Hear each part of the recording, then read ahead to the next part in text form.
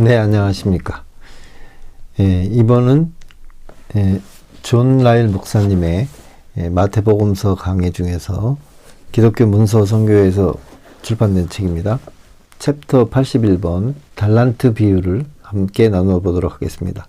본문의 말씀은 마태복음서 25장 14절에서 30절에 있는 말씀입니다. 우리가 지금 읽은 달란트의 비유는 열처녀의 비유와 거의 유사한 것입니다. 이 두 가지 비유는 똑같이 예수 그리스도의 재림이라는 중요한 사건을 생각하게 합니다. 또한 이 비유는 그리스도의 교회에 신앙을 고백하는 신자들과 꼭 같은 사람들이라는 것을 생각하게 합니다. 열처녀와 종들은 꼭 같은 사람들입니다. 그러나 그 같은 사람들을 다른 관점에서, 즉 다른 면에서 관찰해 본 것입니다. 각 비유에 담겨 있는 실제적인 교훈에는 서로 다른 중요한 의미가 있습니다. 첫 번째 비유에서의 중요한 점은 경계입니다. 두 번째 비유에서의 중요한 점은 근면입니다. 이 열처녀의 이야기는 교회로 하여금 경계할 것을 요구하며 달란트의 이야기는 교회로 하여금 일할 것을 요구합니다. 첫째로 이 비유에서 우리는 신앙을 고백하는 모든 그리스도인들은 하나님께로부터 무엇인가를 받았다는 것을 배우게 됩니다. 우리는 모두가 하나님의 종들입니다. 우리 모두가 우리에게 임무로 주어진 달란트를 가지고 있습니다. 달란트라는 말은 그 원래의 의미와는 이상하게 변화된 표현입니다. 그 말은 일반적으로 남다른 훌륭한 능력이나 재능을 가진 사람들 외에는 적용하지 않으며 그들을 재능을 가진 사람이라고 부릅니다. 그러한 표현을 사용하는 것은 단지 현대적인 창안일 뿐입니다.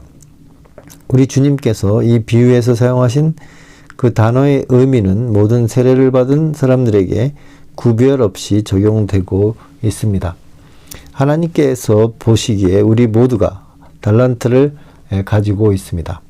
우리는 모두 달란트를 가진 사람들입니다. 하나님을 영광스럽게 하는 것은 무엇이든지 달란트입니다.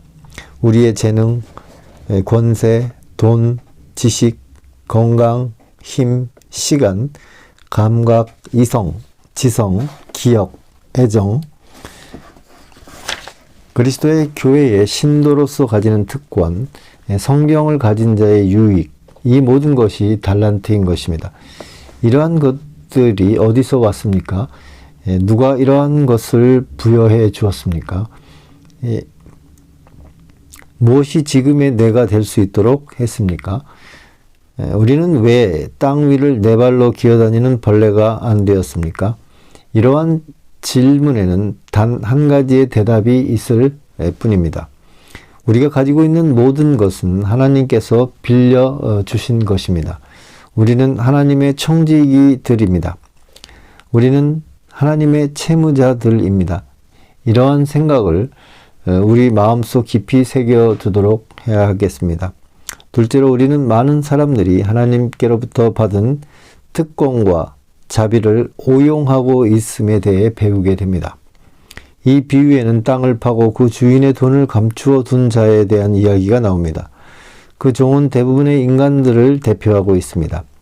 우리의 달란트를 감추는 것은 우리가 그것을 유지할 때 하나님을 영광스럽게 하는 기회를 무시해 버리는 것입니다.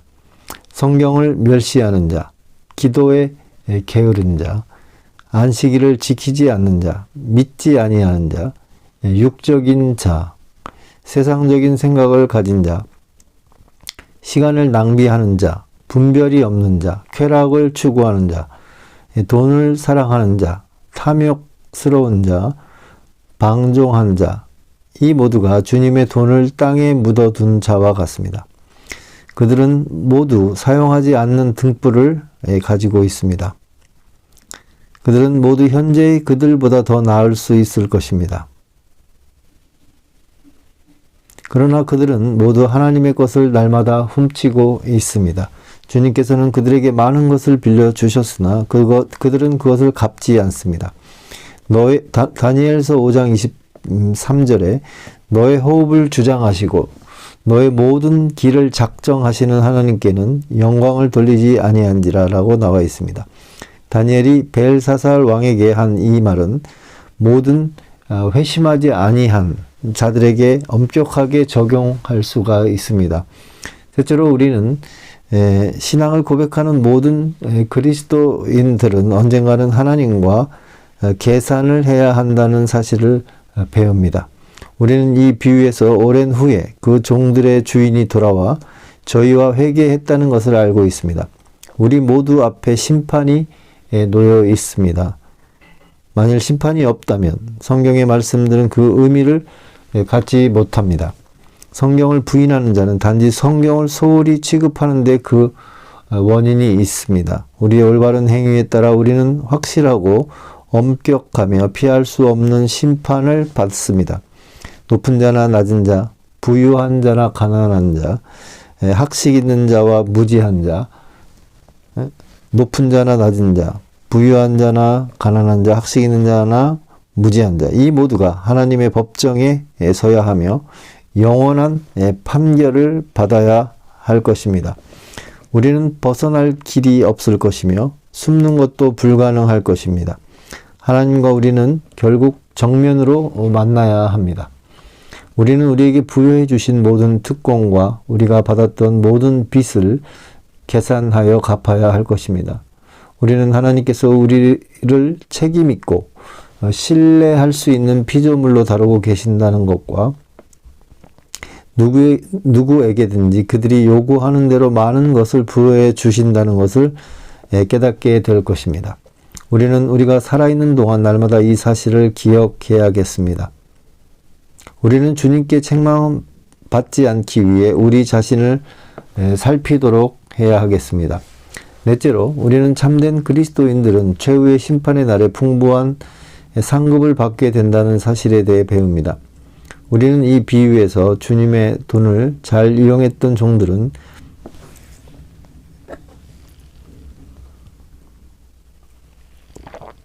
착하고 충성되었다라고 칭찬을 받았으며 내 주인의 즐거움에 참여할지어다라는 말을 듣고 있음을 알고 있습니다. 이 말씀들은 모든 믿는 자들을 기쁨으로 충만케 하고 우리를 놀라게 하며 깊이 경탄케 합니다.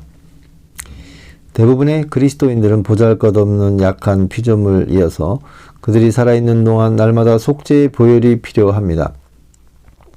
믿는 자들 중에서 지극히 낮은 자는 그가 그리스도의 종들 가운데 포함되리라는 것과 그의 노력이 주 안에서 헛되지 않았다는 것을 깨닫게 될 것입니다. 그는 놀랍게도 그가 자신에 대해 생각한 것보다도 주님께서 주님을 기쁘시게 하려는 그의 노력을 더 아름답게 생각하셨다는 사실을 깨닫게 될 것입니다. 그는 모든 시간을 그리스도께 봉사하는 일에 바쳤으며 그가 그리스도를 위하여 했던 모든 말이 비망록에 적혀 있다는 사실을 깨닫게 될 것입니다.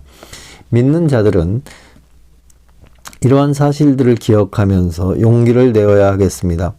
지금은 십자가가 무거울지라도 그 보상으로 영광스러운 상급을 우리 모두에게 주실 것입니다. 이 세상에서는 우리가 슬플지라도 내세에서 우리는 기쁨에 참여할 것이라고 레이톤이 잘 말해주고 있습니다. 끝으로 우리는 그리스도의 교회의 열매를 맺지 않는 모든 신도들은 심판날에 책망받고 버림을 당하게 될 것에 대하여 배웁니다.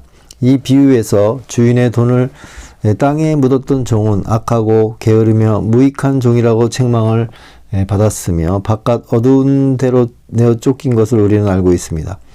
게다가 우리 주님께서는 거기서 슬피 울며 이를 갈미 있으리라라는 엄숙한 말씀을 더하셨습니다. 회개치 않은 그리스도인은 마지막 날에 변명할 여지가 없을 것입니다. 다시 한번 읽겠습니다. 회개치 않은 그리스도인은 마지막 날에 변명할 여지가 없을 것입니다. 그는 현재 자기 자신에 만족하고 있다고 핑계하는 이유들이 헛되고 무익하다는 사실을 증명할 것입니다. 이 세상의 모든 사람들은 그들이 옳은 일을 행한 것에 근거를 두어 심판을 받을 것입니다. 잃어버린 영혼이 파멸하는 것은 그 자신의 잘못이라는 것에 기초를 둘 것입니다. 너는 알고 있었다라고 하신 우리 주님의 말씀은 많은 사람의 귀에 경종을 크게 울려야만 하며 그들의 마음을 찌르는 말씀이 되어야 합니다. 오늘날 수많은 사람들이 그리스도도 없고 회심하지도 않는, 개심하지도 않는, 회개하지도 않는 가운데 살고 있습니다. 그러면서도 그들은 어쩔 수 없다는 핑계를 댑니다. 항상 그들은 죄가 있다는 것을 자신의 양심으로 알고 있습니다. 그들은 자기의 달란트를 묻어두고 있습니다. 그들은 자기들이 할 수 있는 일은 하지 않고 있습니다. 이 사실을 늦지 않게 깨닫는 자는 행복한 자인 것입니다. 마지막 날에는 모든 것이 판명될 것입니다. 우리는 실행이 없는 신앙에 만족하지 않을 것을 하나님의 은총으로 말미암아 엄숙하게 결심하면서 이 비유에 관한 공부를 끝마쳐야겠습니다. 우리는 신앙생활에 대하여 토론할 뿐만 아니라 실행을 해야겠습니다. 우리는 신앙생활의 중요성을 느낄 뿐 아니라 또한 어떠한 일을 실행해야겠다. 우리는 그 무익한 종이 살인자나 도적이나 주님의 돈을 낭비해버린 자라고는 듣고 있지 않습니다. 그러나 그는 아무런 일도 하지 않았습니다. 하지만 이 사실이 그를 파멸시키는 것입니다. 우리는 아무 일도 하지 않는 그리스도인의 신앙을 갖지 않도록 주의하도록 해야 하겠습니다. 그러한 신앙은 하나님의 영으로부터 오는 것이 아닙니다. 리차드 박스터는 아무런 해도 끼치지 않는다는 것은 돌이 칭찬을 받을 일이지 인간으로서 칭찬을 받을 일은 아니라고 말하였습니다. 네, 오늘은 짧지만 존 나일 목사님의 마태복음서 강해 중에서 달란트 비유에 대해서 함께 나누어 보았습니다. 하나님이 주신 이 달란트, 이것들을 잘 발견하고 이것들을 하나님의 영광을 위해서 사용하는데 쓰도록 애쓰고 힘써야 할 것으로 생각이 됩니다. 네, 오늘은 여기까지 하도록 하겠습니다.